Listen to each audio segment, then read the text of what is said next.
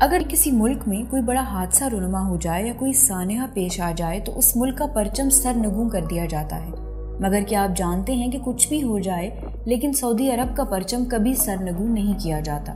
اس کی وجہ یہ ہے کہ سعودی پرچم پر کلمہ توحید درج ہوتا ہے۔ سعودی پرچم کیسے بنا اور اس میں کیا تبدیلیاں ہوئیں، آئیے آپ کے سامنے کچھ حقائق رکھتے ہیں۔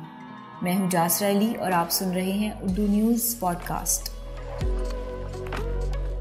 سعودی تاریخ کی پروفیسر ڈاکٹر حنان الجدانی بتاتی ہیں کہ سعودی پرچم کی تاریخ 18ویں صدی عیسوی میں قائم ہونے والی پہلی سعودی ریاست سے شروع ہوتی ہے۔ یہ ریاست 1744 سے لے کر 1818 تک رہی۔ اس کا پرچم سبز رنگ کا تھا، اس کے بیچوں بیچ چاند بنا ہوا تھا۔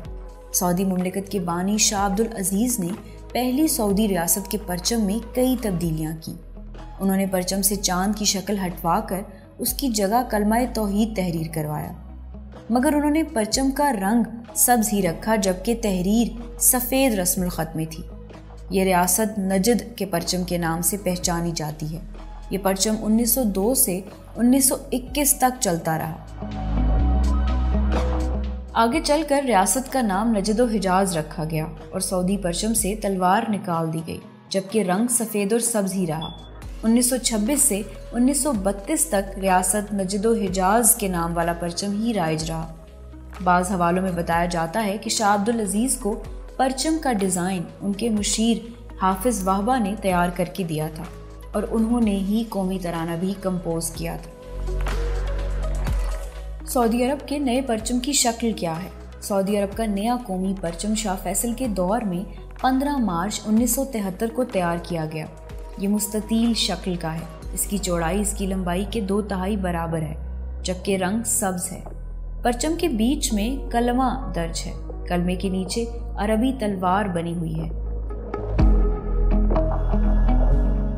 تلوار اور کلمے کا رنگ سفید ہے جبکہ زمین سبز ہے۔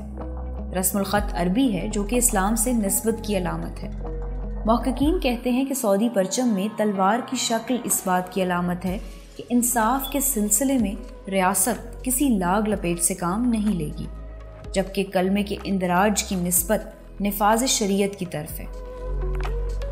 سعودی پرچم کسی بھی حالت میں نہ صرف سرنگوں نہیں کیا جاتا بلکہ اسے زمین اور گندے پانی پر رکھنے، ناپاک مقامات پر لے جانے، حتیٰ کہ پرچم پر بیٹھنے کی بھی ممانعت ہے۔ یہ پابندی اس پر تحریر کلمے کے احترام میں کی جاتی ہے۔ سعودی پرچم کا نقش قمیضوں پر کرانا بھی منع ہے۔ سعودی سپورٹس حکام نے کھیلوں کے مقابلوں میں متبادل پرچم تیار کر رکھا ہے۔ فٹ بال ورلڈ آرگنائزیشن نے 2002 میں پروگرام بنایا تھا کہ شائقین ورلڈ فٹ بال کپ میں شریک ممالک کے جھنڈوں پر براجمان ہوں گے، مگر سعودی عرب نے ایک سرکاری بیان میں خبردار کر دیا تھا کہ وہ اپنے پرچم کی توہین برداشت نہیں کریں گے۔ ایسا ہی ایک واقعہ افغانستان میں ہونے والا تھا، جہاں امریکی افواج نے ایک فٹ بال تیار کیا تھا جسے سعودی عرب سمیت تمام ممالک کے پرچموں سے سجایا گیا تھا۔ فتح کے جشن کا کھیل اسی فٹ بال سے کھیلا جانا تھا۔ سعودی عرب نے اس موقع پر بھی اپنا احتجاج ریکارڈ کرایا۔ سعودی عرب کا شاہی پرچم بھی ہے جو قومی پرچم سے ملتا جلتا ہے۔ اس کے ایک حصے میں ملک کا لوگو اور تلواروں کو سونے کے ریشمی دھاگوں سے بنایا گیا ہے۔ تلواروں پر کھجور کا درخت بنا ہوا ہے۔ شاہ فیصل نے 1973 میں اس کی منظوری دی تھی۔